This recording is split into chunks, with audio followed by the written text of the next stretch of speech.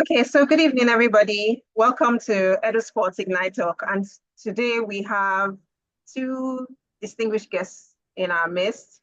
And this event is in celebration of World Book Day, which happens to be today. So people often ask why added to World Book Days. So the one that falls on the first Thursday of March every year is the one celebrated in the UK, and the UN one is the one on April 23rd every year. So I hope that clears the air. So I guess I'm going to do a proper introduction. But the theme of this discussion today is literature for all, community initiatives to ignite a love for reading, because reading is important and we should definitely ignite a love for reading in our communities. So a little bit about EduSpots, in case you are new to EduSpots. If you are not, just a reminder. So this is the format in which we'll go. So I'll tell you a little bit about EduSpots in case you're new to EduSpots. Sorry, there's a bit of background noise. I hope it's not disturbing us. So about EduSpots connects, trains, and equips over 400 local catalysts. So our volunteers are called catalysts in EduSpots, and our amazing catalysts coordinate different strands. We have Digilate, which is digital literacy and traditional literacy merged together. We have EcoSTEM, which is like the STEM strand. We have Ignite Equity, which is like the female empowerment kind of strand. Then we have Educate, which is like the early learning, early years strand. So these are the strands that are coordinated by a catalyst.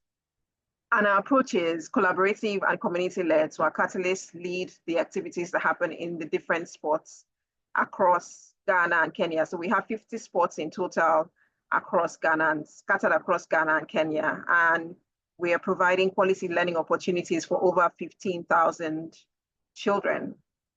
So that's a little bit about EduSpots.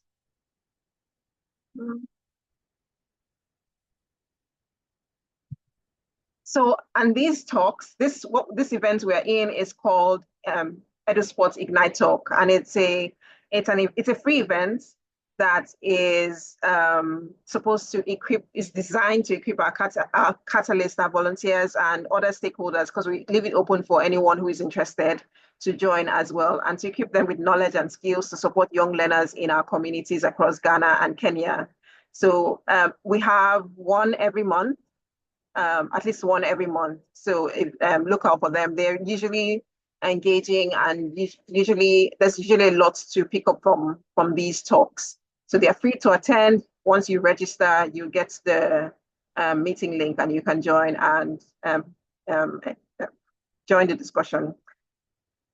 So now to our guests. So like I said, we have two amazing guests. The first one is Abiodun Olowoyo.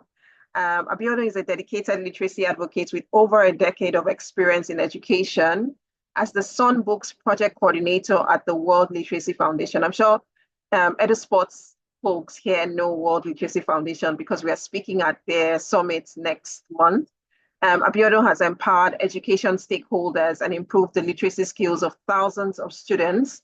She's passionate about bridging the educational divide. She's committed to tackling literacy challenges in Nigeria and across Africa. Welcome, Abiodun. And then we also have Kristen Elongwe. Kristen is a children's literature author. He's a researcher on African video games, which is exciting.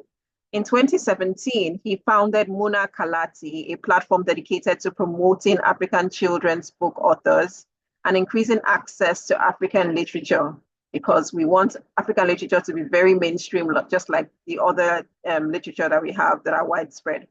He also launched Muna Kalati magazine in 2018, a key resource for writers, publishers, and illustrators. In 2019, he authored an introduction to children's literature in Cameroon, the first scientific book on the country's children's book industry. He is a global literacy champion recognized by the International Literacy Association in 2021. Christian is also a pioneer in mobile serious games in Africa, and he frequently speaks on gamification in education at international forums. Welcome, Christian, and welcome, Abiodun. So I'm going to stop sharing my screen and then we can start the discussion.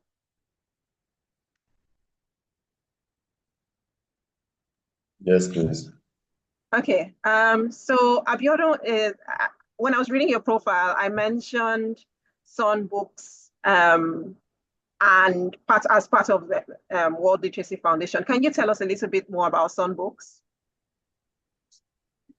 Okay, thank you so much, Farida. Thank you for the invite. I'm so grateful for this. I hope you can hear me so well.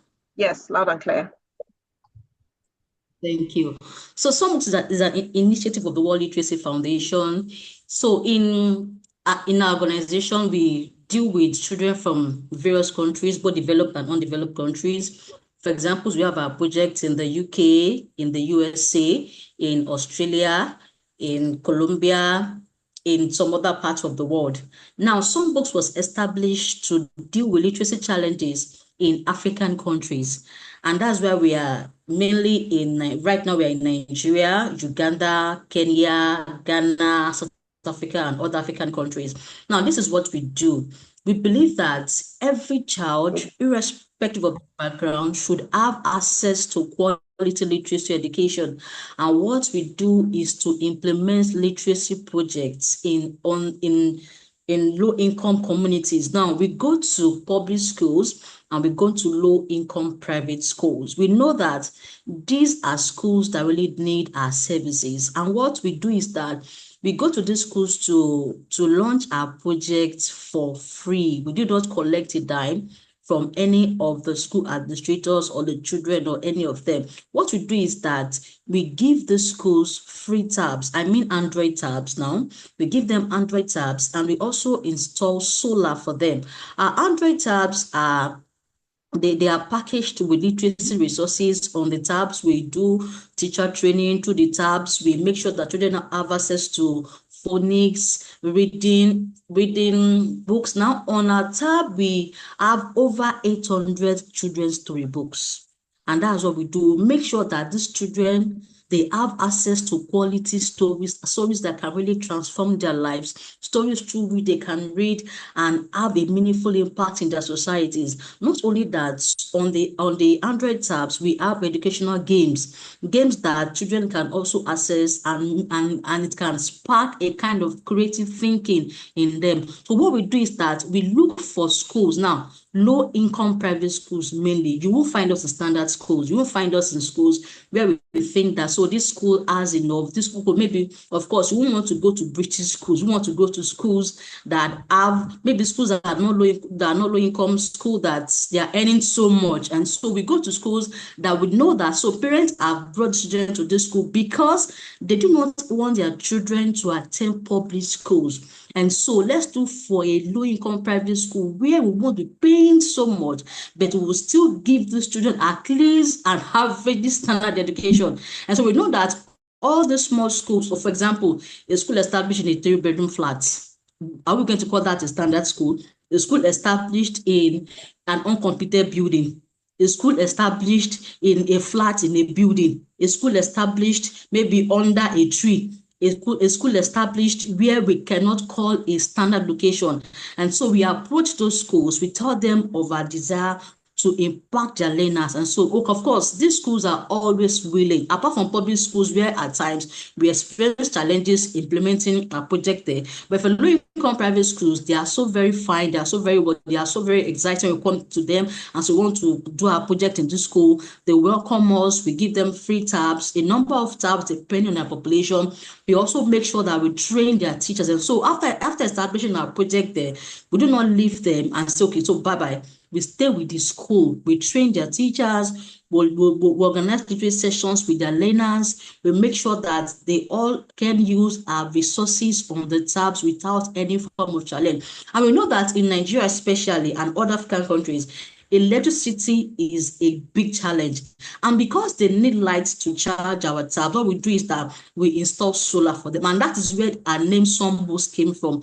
We call those tabs Sunbooks because they are charged through the sun. We don't wait for the PHCN in Nigeria to give them power supply. We make sure that our tabs are fully charged by the solar. We install solar for them. And so we know that on a 24 basis or 247 basis, children and teachers have access to our literacy resources. And so our vision is to make sure that children, irrespective of their background, of their situation, no matter where they are born, they are able to access quality literacy education. Thank you. Thank you, Abiodun. That's fascinating. And Kristen, so Mona Kalati, it's interesting that Abiodun mentioned games in the tabs, and I know you have something to do with games. So tell us about Mona Kalati and what you do.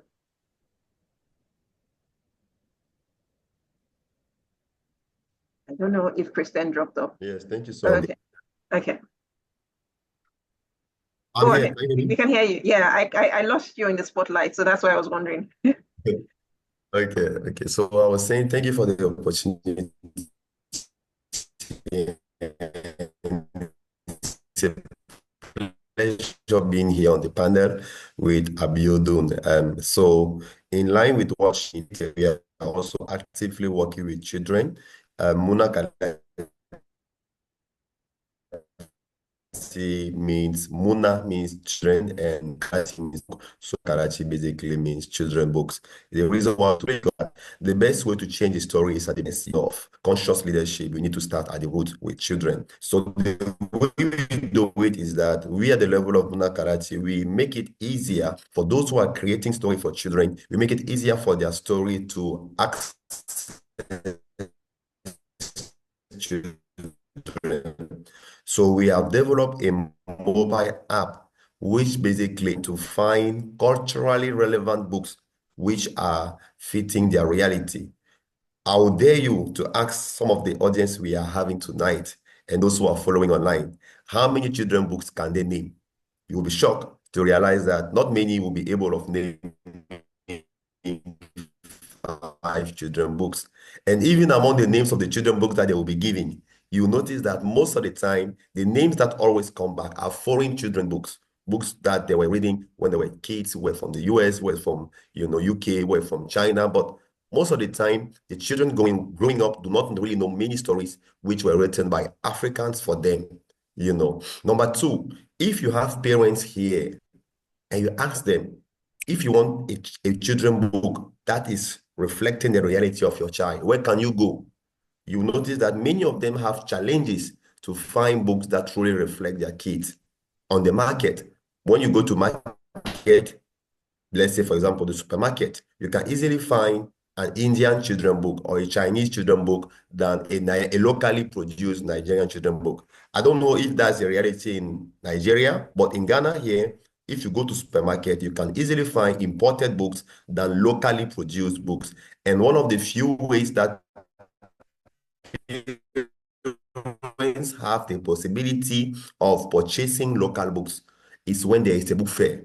Does it mean then that if there is no book fair, the local industry, will be stranded? So Muna Kalati is basically solving this problem by creating a mobile app. Our app enables parents to find access to storybooks. Our app gives access to audiobooks. Our app gives access to animations. If you are a child and you know what animation does, you know how juicy it is. And finally, our app enables African kids to learn African languages. So these are the 4 core things that you find on our app, and we are onboarding more and more publishers and content providers to enlarge the catalog. And we are looking forward to becoming the largest marketplace where you can find African stories and resources for the African child.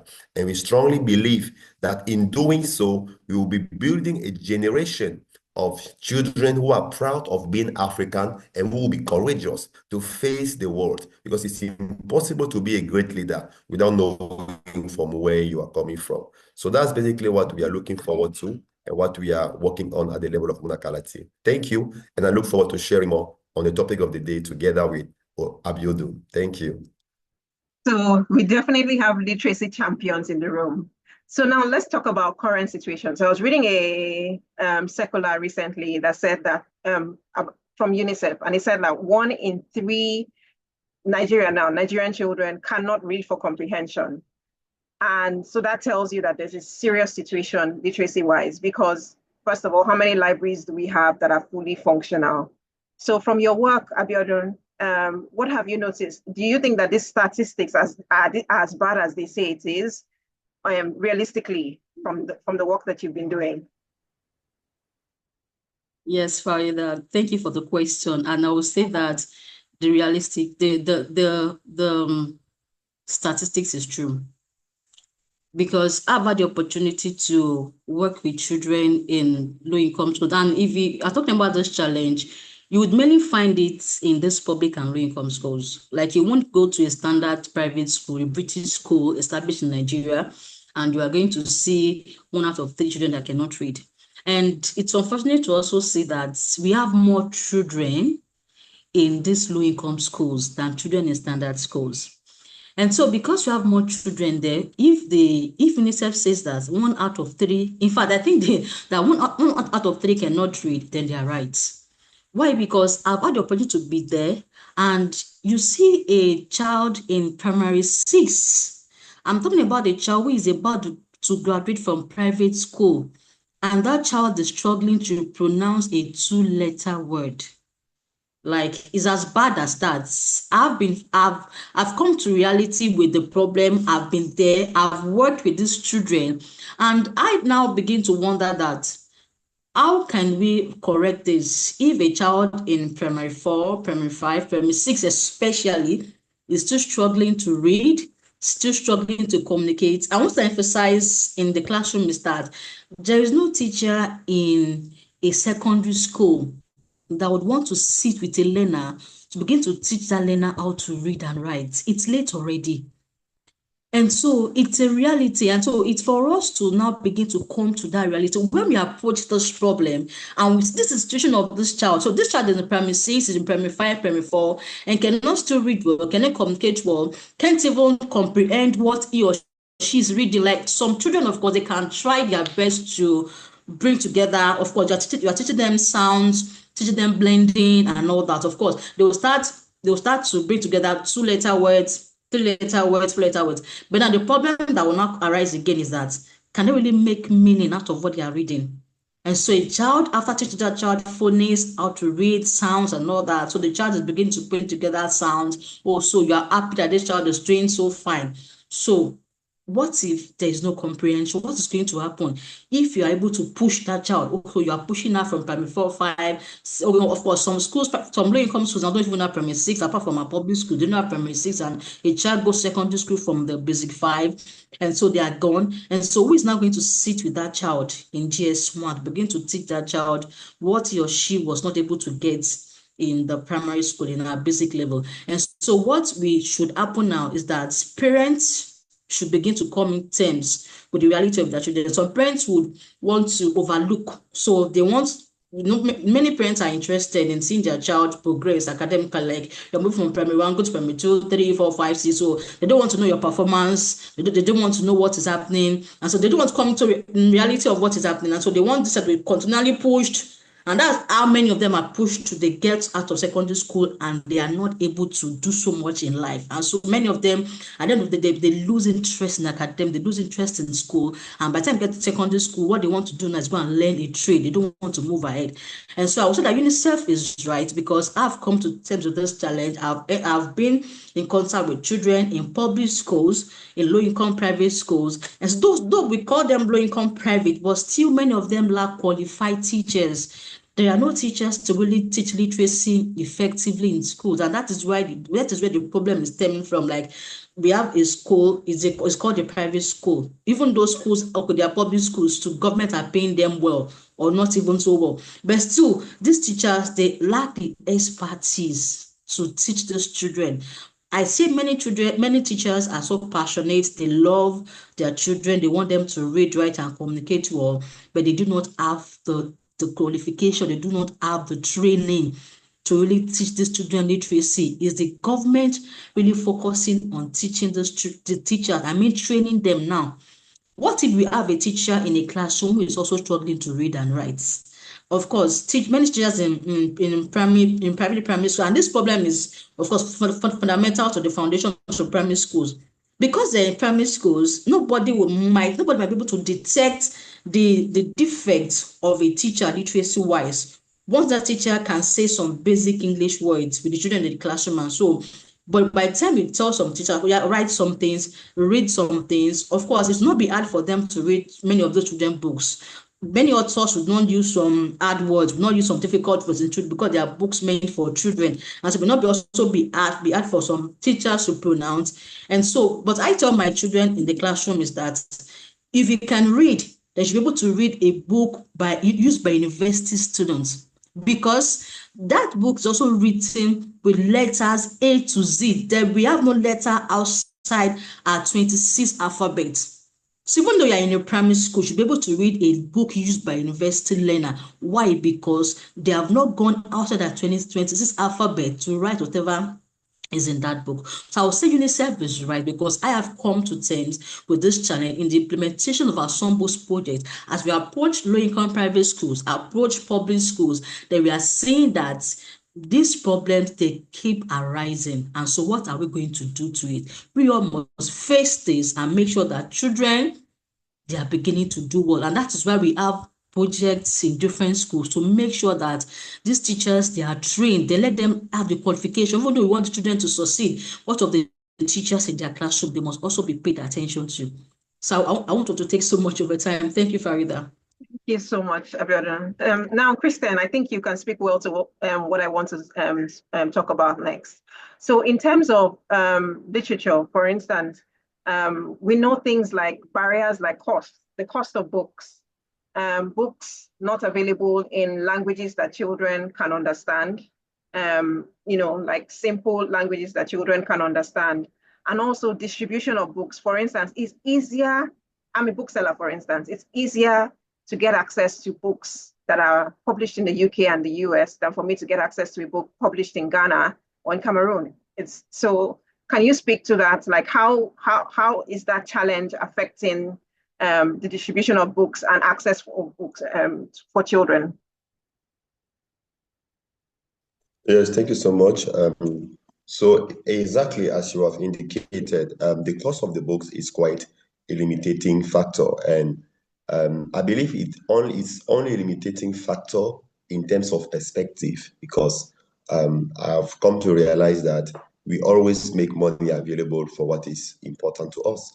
So it's only a limiting factor for parents who consider it to be expensive and not worthy of investment, because actually the books has been sold in Africa. Some may claim they are expensive, but I believe they are affordable. So in general, a children books is easily accessible from between sometimes $3 to $25.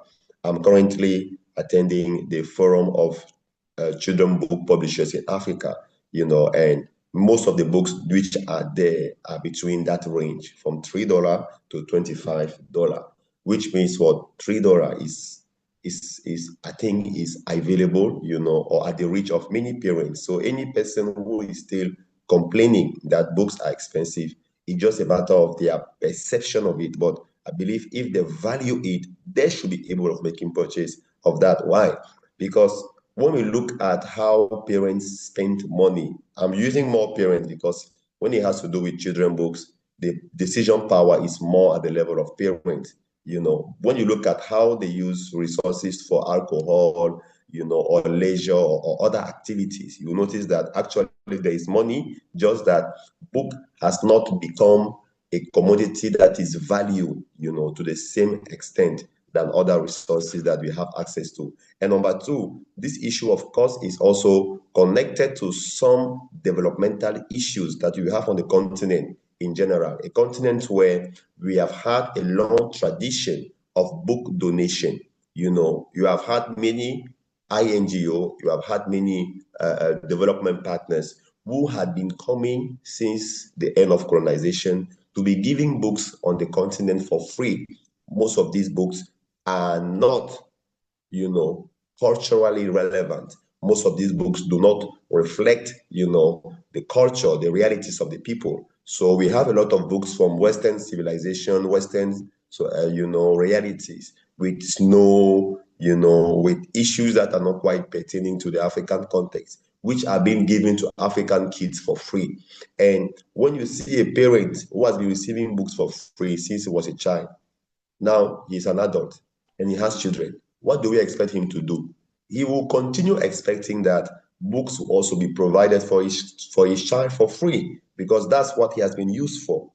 That's what he has been used to receive books for free.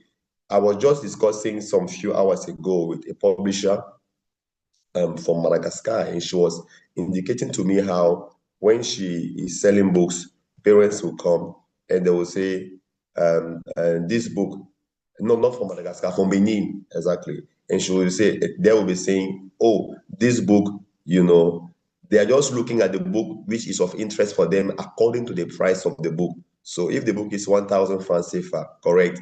If the book is 2,000 francs CFA, correct. 2,000 is about three $4, yes, $4. But when the book is about $10, which is 5,000, they'll say no. So they are purchasing the book not according to the value or the interest of the book, but according to the price the book is being sold at. And when you discuss, you notice that this second factor, the weight of free books being donated is still affecting many parents. So these two factors, are the social cultural realities which affect how parents perceive the price for books. The third factor is also the fact that the publishing industry in general, in many African countries, is not strongly supported by the government. When you look at cultural and creative industry, you will notice that in many countries where there is a strong publishing environment, the government provides subsidiaries, the government provides support to publishers in terms of, for example, importation of papers on which those books are being printed, which normally should be highly subsidized. But when that's not really the case, and publishers are getting books, or printing books from outside at a very high cost, automatically it's also going to reflect on the price, on the final price of the book. Now, a second aspect which you mentioned about the distribution of books, I believe there's a need for synergy in terms of increased collaboration between publishers and booksellers. As indicated earlier in my communication, I was highlighting the fact that most of the time when you go to public spaces, whether it is shopping mall and the rest, you difficultly find called like locally produced children books. You mostly find those who come from abroad. Why do we not have, African or local books in those, big surface for shopping? That's a problem. Why do we not have enough, library with children books? Most of the library that you will find, you may not usually find children books. And thirdly, you also notice that, I don't know if that's the case in Nigeria, but in Ghana, specifically in Accra, you can count the number of bookshops that are specialized on children books, which means that the majority of bookshops are like they are selling generic content. So many times parents do not really know where to go, and I believe there is a demand for children books that is increasing. And this is where the digital, by making available ebooks, and digital story is bridging that gap, making it possible for children, no matter where they are, to have access to books. And I would just want to touch a bit on the component of language, as you indicated. Languages, especially African languages, is one of the issues that have been affecting the accessibility of children books. Because how do you explain that a child will be speaking Yoruba at home, but yet when he gets to school, the teacher will be asking him questions in English? Just make it hard for him, And this is the same reality also with books. So the moment we have also books that are written in the language that the children are familiar to, it's going to make it easier for those kids to love reading and to be willing to purchase and go after books that reflect their reality. So in general, as indicated, price is a matter of perception of value, and the government needs to support publishers by putting in place real systems and policies that will enable a thriving book environment. Thank you. Awesome. Thank you, Christian. So let's talk about practical strategies. So Abiodun, you go to a classroom and you have the Sonbooks tab. How do you, so there's a child in the class, the child has learned to read, but how do you encourage the child to pick up the book independently? Like what kind of strategies do you use? Do you do reading clubs? What can we do in our own sports so that children don't just learn to read and say, oh, I'm done, no more books for me, I can read, but they want to pick up a book on their own and independently sit down and read. So what kind of reading events, what kind of reading club activities or, strategies do you use in some books that we can adapt in EduSpots? Okay, thank you, Farida. So this is what we do at Songbooks. So we make sure that, the first thing is that we make sure that our storybooks are colorful. Like the storybooks, the children are well attracted to them. They have colorful pictures, colorful images, and the stories too must be fascinating. And what we make sure to do is that we have stories that they can relate with, associated with their current environments. Like things happening in the Nigerian society, Nigerian context, in their communities, and not only that, make sure that so all our storybooks, if a child is opening a storybook, there is a beautiful picture, there's a beautiful image, there is something that is a source of attraction for the child. And so when we know, of course, the teacher will use our songbook staffs in the classroom. And so as an implementation manager, what we do now is that we create another space for those children. And so they engage in writing, they engage in reading. We don't, because we work with schools, we don't really want to interrupt the school system. Like a school normally has a timetable. Teacher has something to teach at the particular moment, but we take advantage of their free periods. And so during their free periods, children are engaged in writing. They're engaged in reading. And so if we want a child to pick up a book independently, it is that, number one, a child must first be encouraged to see that so you can do it, you can read it, it's not hard. For example, when children are so timid, because they are not able to read, write, and communicate well at times, their peers might have looked down on them, and that's why we now have problem of teachers also who are not available to really encourage children that don't worry, you can do it, you can't read it now, but as I teach you, are going to get it. So make sure that we start from the process of encouraging teachers that you don't look down on your students. Don't make them feel they can't do it. Don't make them feel as if so you cannot amount to anything in life. In class, children must be encouraged and made to see that there is nothing too hard for you to do. If you put your mind to it, you're going to be able to achieve it. And so what we do is that apart from these school periods and their subject times, whenever there is a free period, children are free to read, to write, to communicate well. But we start from building their self-esteem in the classroom. We start from building their confidence. We start from making them realize that you can do it. And so if a child from the classroom has been made to know that, okay, don't worry, no matter your background or anything, you're going to be successful. Like, it's not hard, it's very easy. So once this child comes in contact with the book, and I said, number one, the book must be attractive.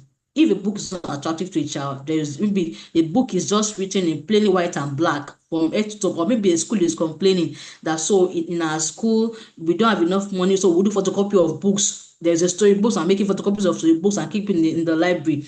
Of course, students cannot be attracted to them. You will see a child put a book that is photocopied and a book and the real book where we have colorful pictures, colorful, fascinating stories, and see which one the child will pick. Of course, the colorful ones. And so what we do is that you want to make a child to read independently, make sure that you're giving them a very good content, a content that is a source of attraction, and also make sure that the content is what they can relate with, what is happening in their context. What do you want them to know about their society, leadership on the country, the happenings in the country, and all that? And so this now has to do also with parents. Children will not remain in school from 24/7. They will go home. And so when they get home, do they have parents that are also encouraging them? So do we create reading times for our children, or do parents have time to sit with their kids to read with them? After reading with them, they also leave them. So this is the story you're going to read. So take over from here and go do some other things. So if we are going to encourage our children to read independently, number one, let's teachers begin to make them see that they can excel in life. It's a pity to see some teachers in some public schools saying to the face of their children that you can't do it. That in fact, some teachers are there. Of course, I was a Teach for Nigeria fellow like some years back, and I met some teachers in the classroom that are discouraging these learners. I told them this person can forget this check cannot amount to anything. Just no matter what you do, the child will tell you that I've done it for years, I've done it for months, this child has not changed, and so there's nothing that can happen to this child. But we say no, it's not possible, you are not right.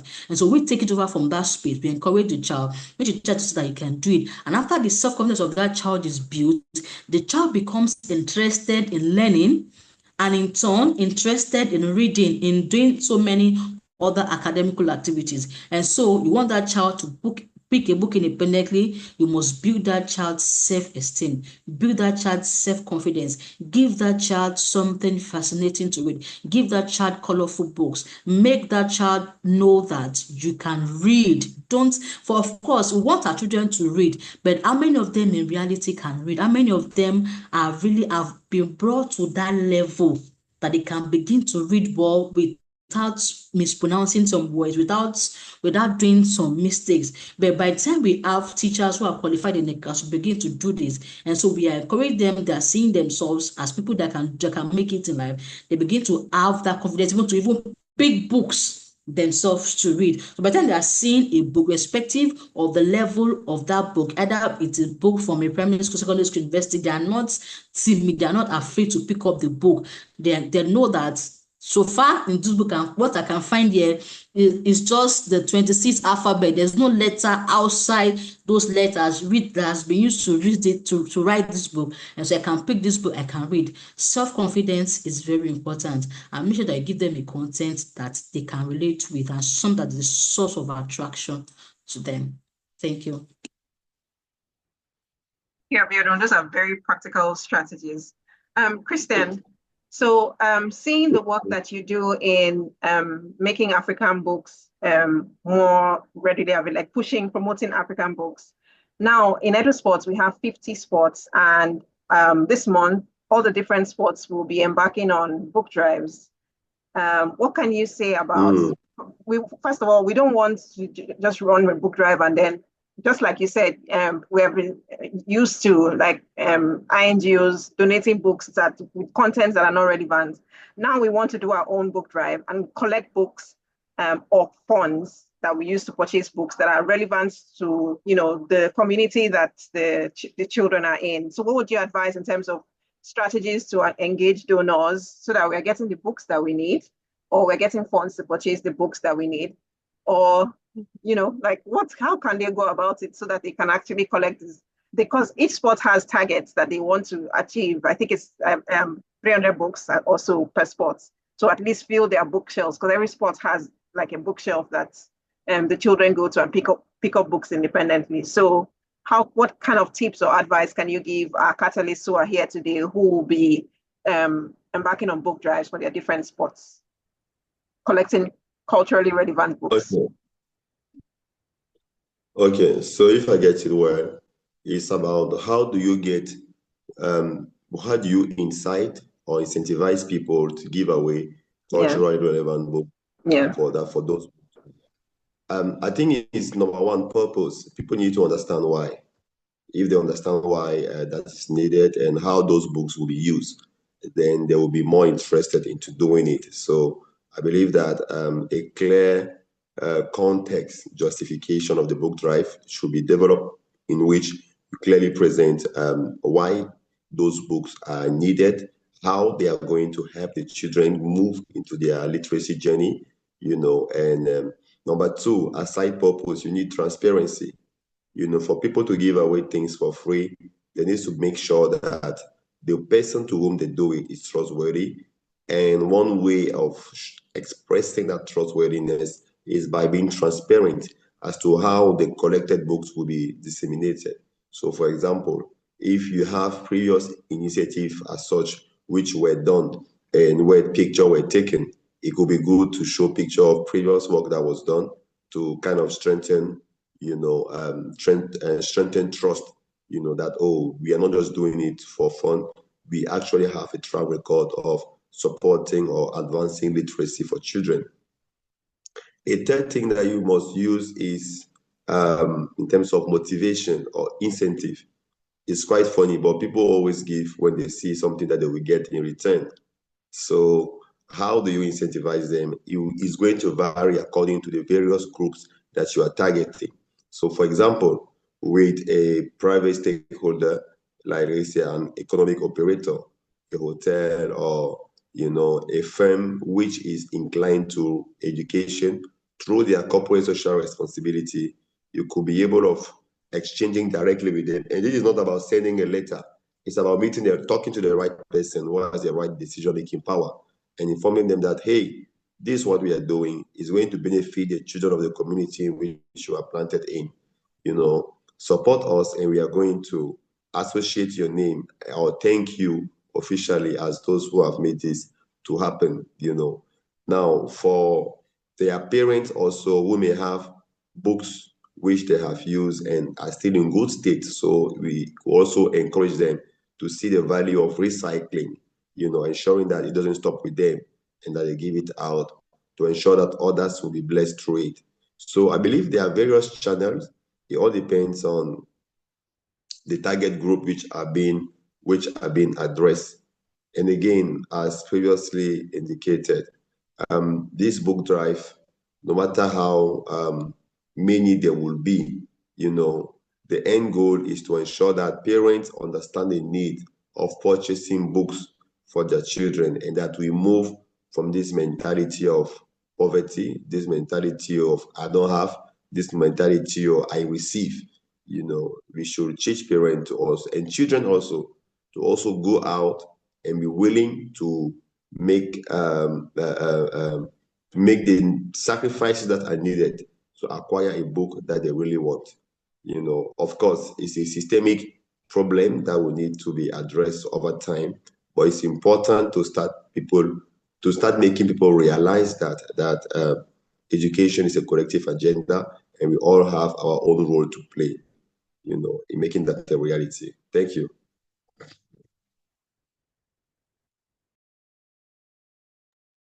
Thank you, Christian. So Abiodun, I understand that some books, you have something called a pen pal project. I've heard of yeah. Okay, so okay. So in EduSpots, we have so each of our different strands, educational strands, they run monthly challenges. So monthly challenge is like a project, it's like project-based learning. They have projects for the different strands. So let's say the digital strand, I think the March challenge is summarizing stories. So every month they have a different like project-based learning. So can you speak a bit about your pen pal and let's understand like how it works in terms of getting children to enjoy writing and reading, and it might probably be one of our monthly challenges one of these days. Okay, thank you. So our pen pal project is organized between schools in Nigeria and schools in the UK. And so we add schools in the UK and schools in Nigeria. We have them there. So I approached some schools in Nigeria and told them that, so we want your children to begin to communicate with their counterparts abroad. And so what we do is that we kind of merge classes. So we have children in, let me say, grade 7, grade 8 here. They would also be matched with children in the same class in the UK. And so on monthly basis, they write a letter from the UK. And so in Nigeria, in your own school, in the classroom, you are going to have a pen pal. In the UK, someone will be writing a letter to you, and you are going to be replying that person. We come to our Nigerian classes again with all the children. So your pen pal has sent your letter. And so we make sure to merge students with a particular pen pal. Like you have a partner, you know the name of your partner. So you are not replying to many people's letter at the same time. You are replying to the letter from your partner. And so we go to our Nigerian class. So your letter has arrived. So who is Zach? Your partner is here, take the letter from your partner is here. We give the letter to the child replies. After then, we send back the letter to the UK children. They also reply, they send the letters back to Nigeria. And so why did we do? We want our children to be able to communicate with their global counterparts. Like, it's not all about just speaking with children in your own country, in your own community. We want to make sure that we expose them to the outside world. We expose them to the reality abroad, to the reality of things also, so that by the time they are even while in school, or maybe when they are out of school, they do not find it out to begin to communicate with children abroad, children outside there. And so what is in for them is that, number one, we want to improve their communication ability. So you are seeing a child from the UK who is in primary 6, you are in Nigeria in primary 6. What is the difference between the literacy level of your friend in that UK school in primary, in basic 6, and you are there in basic 6 in Nigeria? Can you see, what can you see between the two of you? Does the one in the UK write well than in Nigeria? Does Nigeria write well than the UK? I begin to see that. So I can see a child who is my mate in another class in the UK. This is the literacy level of that child. What can I learn? What can I also improve in my literacy level? So make the school administrators, the school administrators must agree. They must come and send what you're about to do. Some of them might actually complain that, so after this letter writing session, how are we sure that our children will not, maybe behind our backs, do some extra communication? And we tell them that, don't worry, everything they're going to be doing with this their pen pal is going to be in our presence. There's no extra communication anyway. We do not exchange, make sure that they don't exchange any number, no contact, no exchange of contact, of course, they only know their first names, hello Zach, hello Deborah, and all that. And so make sure that we want to improve their literacy level, their communication ability. We want our children to be exposed to the reality of the outside world, and so they are not shy or timid to speak with their children, with their counterpart abroad. They are in the know-how of things that are happening outside Nigeria, especially in a developed country now. And in this point in time, we make sure to go beyond African countries, and so give them schools from the UK. And so we also make sure that when they are writing this, I want to look for outstanding writers to also encourage them. So what are you writing in your letter? We have access, of course. They're going to write the letter, we compile the letters, and so at the end of the day, we read the letters, and we're able to recognize some outstanding children in their letter writing ability. And so we want to make sure that we reward the writings of some of those children, to encourage them even to be writers themselves. So that's our pen pal project. We connect schools from Nigeria, schools from, of course, you can also connect schools from African countries to the African countries. But the most important thing is that children have they have the ability, they have access to their own mates abroad. So we do not match them with someone higher than them. No, we match them with children of their same level, so they're able to learn. Their communication skill is improved. They begin to write well. They begin to communicate well. They are beginning to understand the outside world. And so we also make sure that, so this set of children, we are seeing that they're writing outstanding letters. What can we do to reward them and encourage them to begin to write their own creative stories at the end of the day? Thank you, Farida.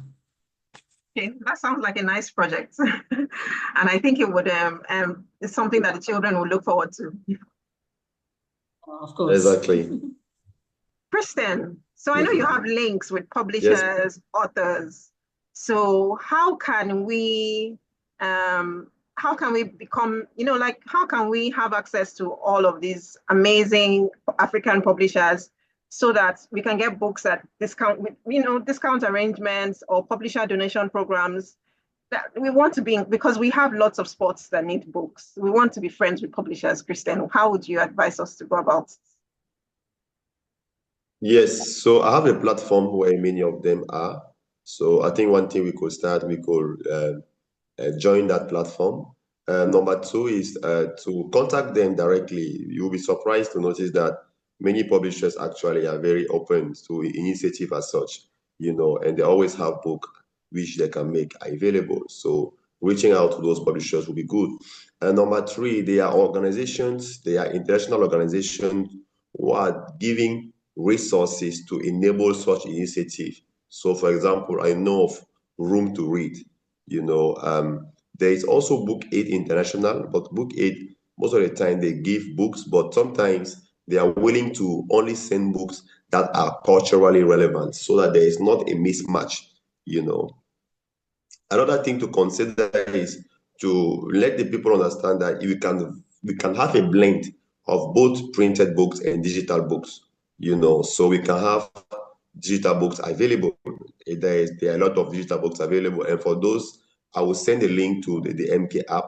We have a lot of digital books available on our app, which many can use for free, you know. So I think these are some of the options, like basically connecting you with African publishers, especially those who are in charge of children books, and also engaging with international organizations who are in the field of, you know, promoting literacy.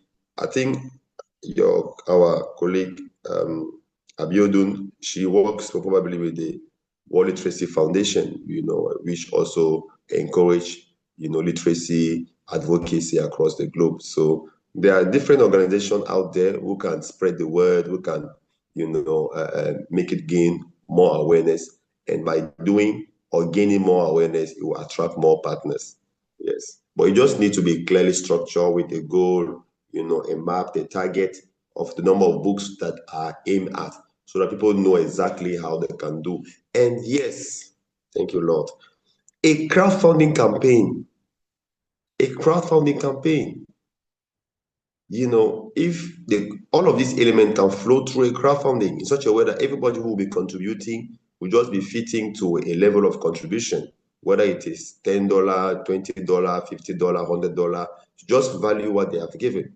You know, but crowdfunding campaign works. I've done some before. It works, especially for social initiative, for social impact, with social impact, you know. So I believe there's a crowdfunding campaign will be the best.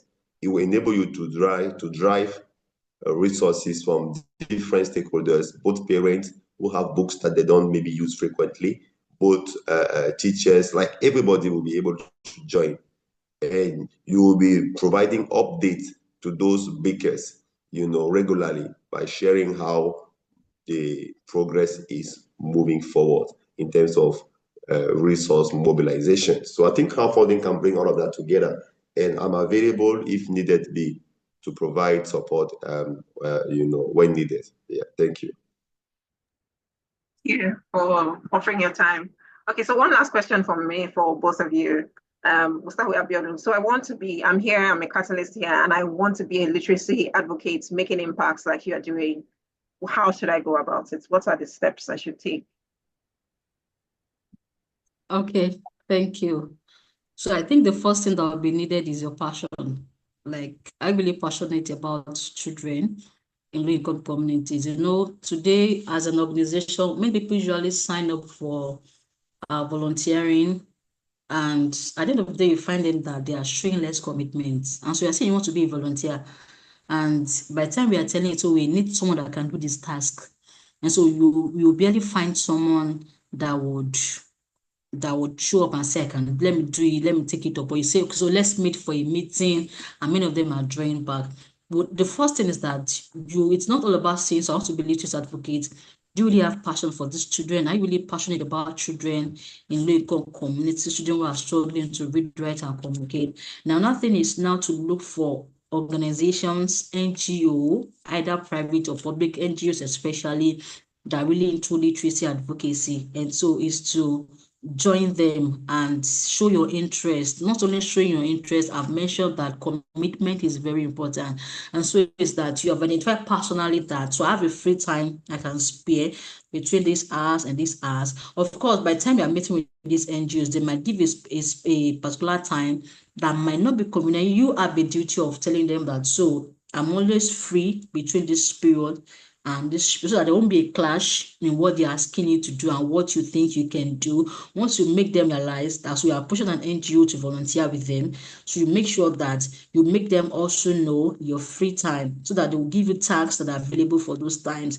And so it is that as a literacy advocate who is interested in joining the community of this work, we must make sure that we show passion, we show commitment, make sure that you are really going to do something with the lives of those children. You are really interested in building this literacy that we actually want to build in these children.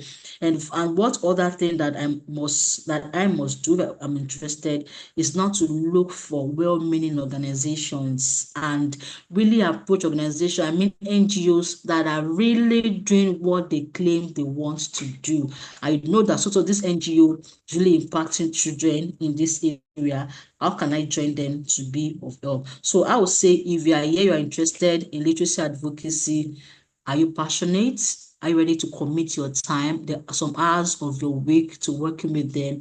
Are you really interested? Or maybe, of course, people usually join these volunteering activities sometimes, maybe for network purpose. It's not that they really want something done compulsorily, but maybe they want some connections. They want to connect with people and be able to see, so I have connections with this person here. I have been in communication with this stakeholder and all that.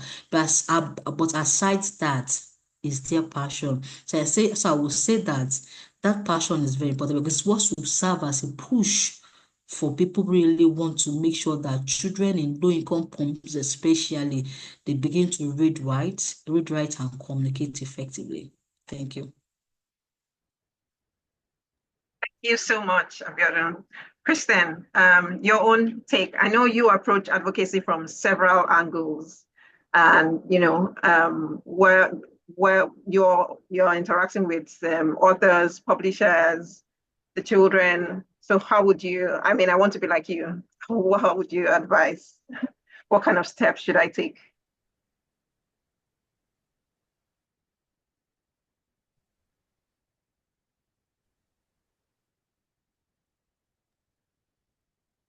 Are you there, Christian? I can't.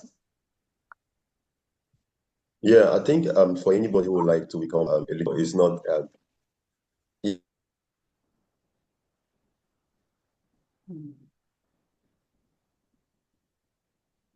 Is it me? I can't hear Christian. Is it my network? I think it's network. Oh, I see. Okay, please, if you have any questions, we're about to round off. Okay, he's back.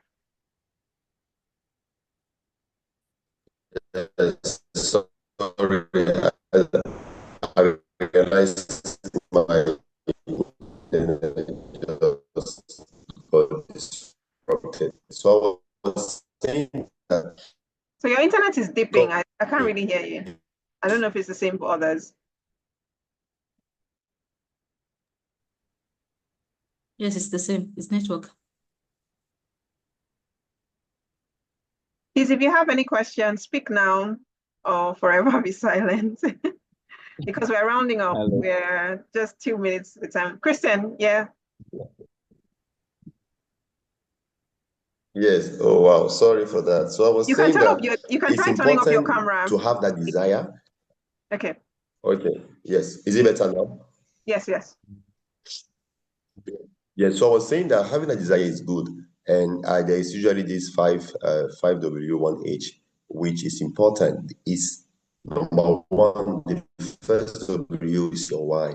Why do you want to be a literacy advocate? Why not an environment advocate?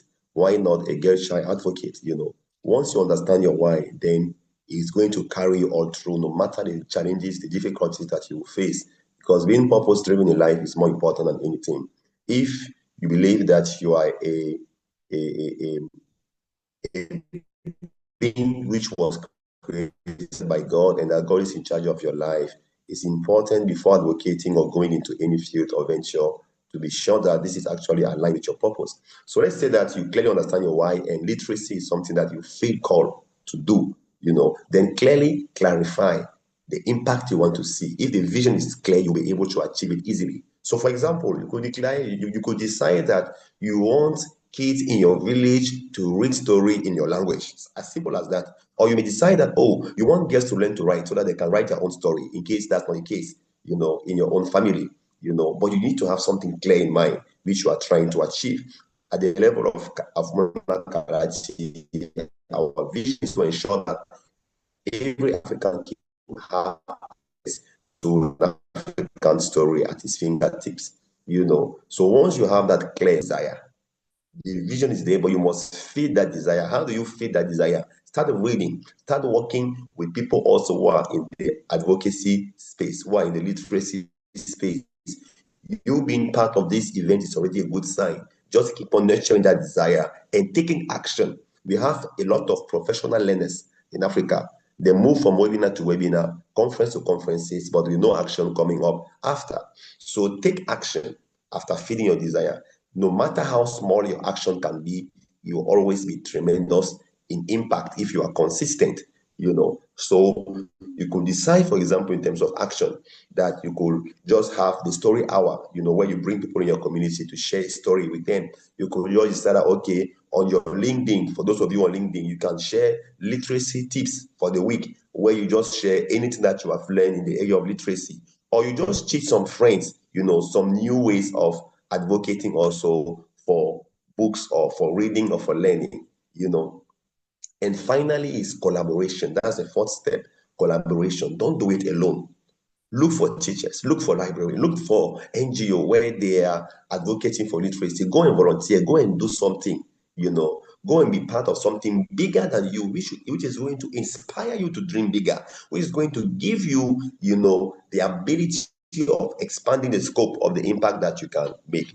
And you being part of something big, you also do something big. So that's basically how I think anybody can move from anywhere he is to a place of greater impact. Number one, have a vision. Number two, feed that vision by learning and volunteering. Number three, start where you are.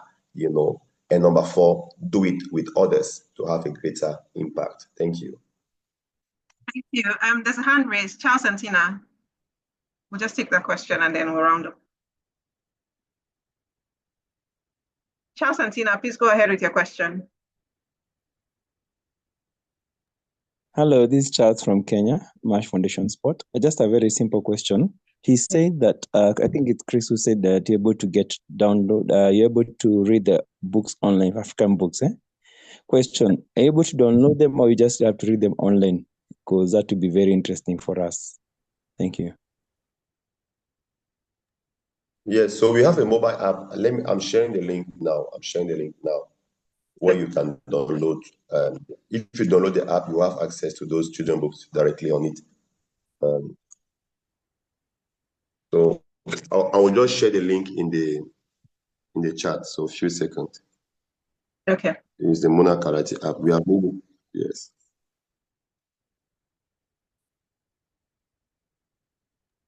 Thank you so much. Yes. Any other question?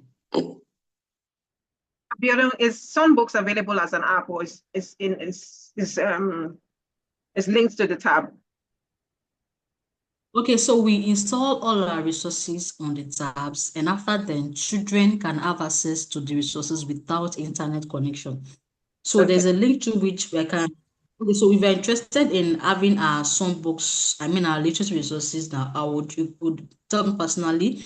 There's a video I will share on how to install resources. After then, children can begin to have access to these resources without the internet, so they can read offline. We don't do it in the classroom after our tabs are installed.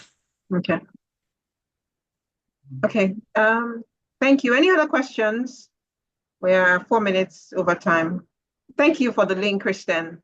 I've saved it as well because I definitely need it. So thank you, Abiodun and Kristen, for inspiring us. I think that this conversation has gotten us to think about what we can do in our own small way in our communities. And I believe that, as Kristen said, start with where you are. Whatever small steps we take will make a big impact in our communities, in our different communities.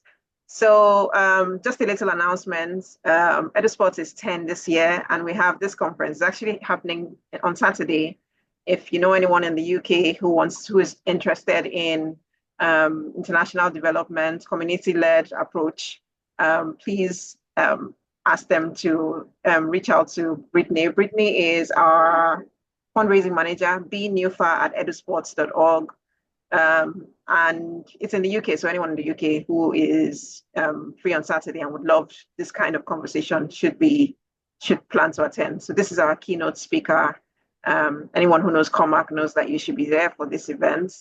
And if you have any feedback, since we're out of time, you can send an email to me or to any one of the EduSpots team. Please follow us on social media. We have all these kinds of talks on different topics, environment, climate change, education, at different times in the year.